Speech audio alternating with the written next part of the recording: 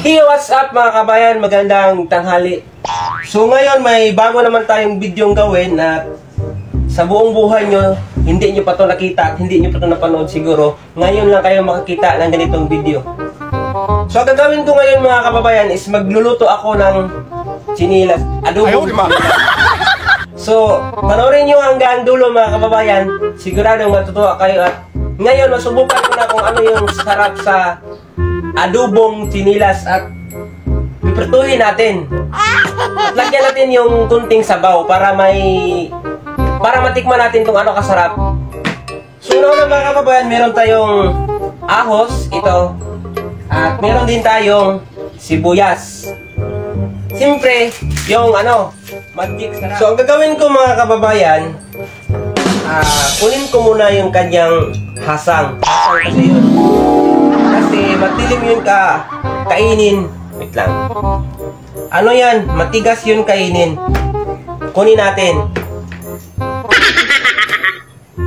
Susubukan natin mga kababayan kung ano ba kasarap. Kung mapanood yung mga kababayan, yung nakikita nyo sa social media, napaka-basic lang yung mga ginagawa nila. Yung mga seafoods, ito talaga gagawin ko to para matikman ko kung ano yung sarap. Subukan ko habis.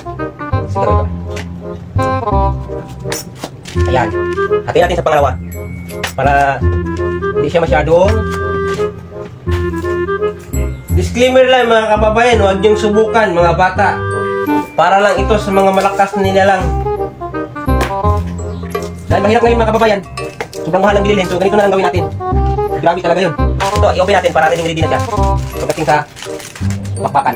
May kain na tayong preparation para i-ano natin. Isutan. Malahin muna natin. Siyempre may oil tayo. Hindi pa natin natikman yun. Siyempre lagyan natin ng oil. Yan, medyo damihin natin para kasi yun matigas, kailangan yung medyo matagal para siya. Pantay-antay lang tayo. So ilagay na natin yung ahos mga kababayan. Ay!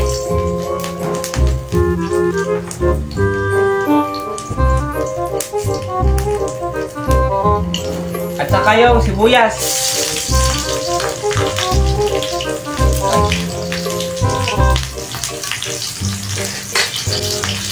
Aray!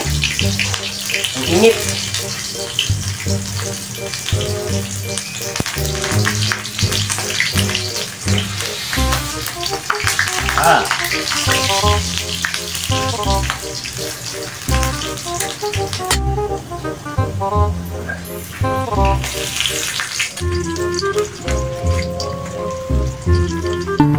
So ayan na mga kababayan, tikman natin to yung adobong chinilas. Ano kasarap? What the fuck? Tara na, let's go. Tikman natin yung sabaw.